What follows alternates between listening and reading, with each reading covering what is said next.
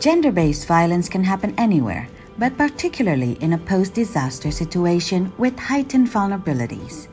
In the post-disaster context of Central Sulawesi, risks associated with gender-based violence include pre-existing gender inequalities due to the prevailing patriarchal culture, which limits women's access to information, support, and opportunities.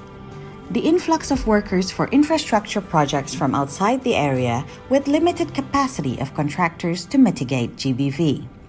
Lack of privacy, reduced security, and lack of access to support services for women and children living in temporary and permanent housing settlements.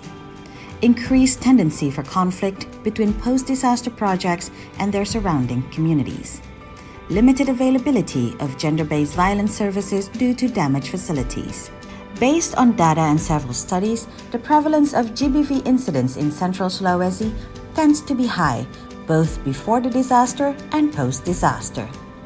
All of these factors contribute to increasing risk of GBV, such as domestic violence, sexual harassment and exploitation, and violence against children.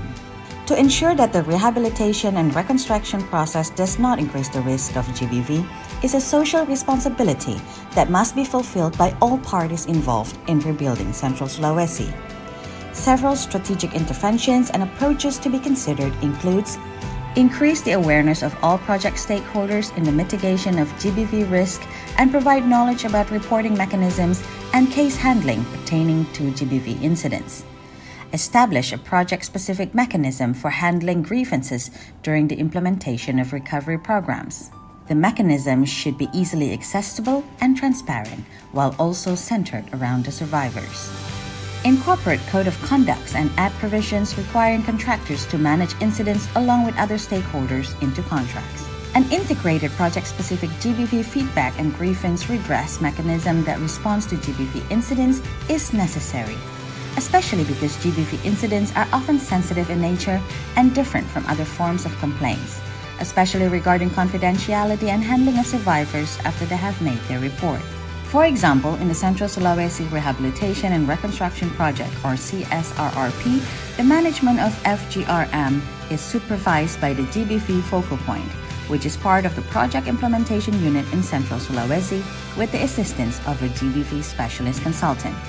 Under the project-specific mechanism, complaints may be submitted to either GBV Focal Point, GBV Specialist, or to the contractor and supervising consultant, as well as to the local GBV service provider in Central Sulawesi. If the survivor submits a complaint directly to the GBV Focal Point or project implementer, then the GBV Focal Point or other project stakeholders will accompany the survivor in going to the referred service provider.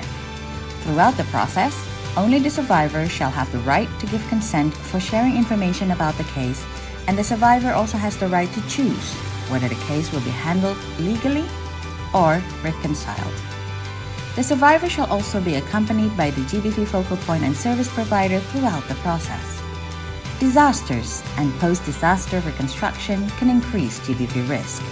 Therefore, these risks will need to be managed to make sure that they are not heightened by recovery efforts. GBV risk mitigation is a responsibility that is shared by all parties involved in rebuilding processes.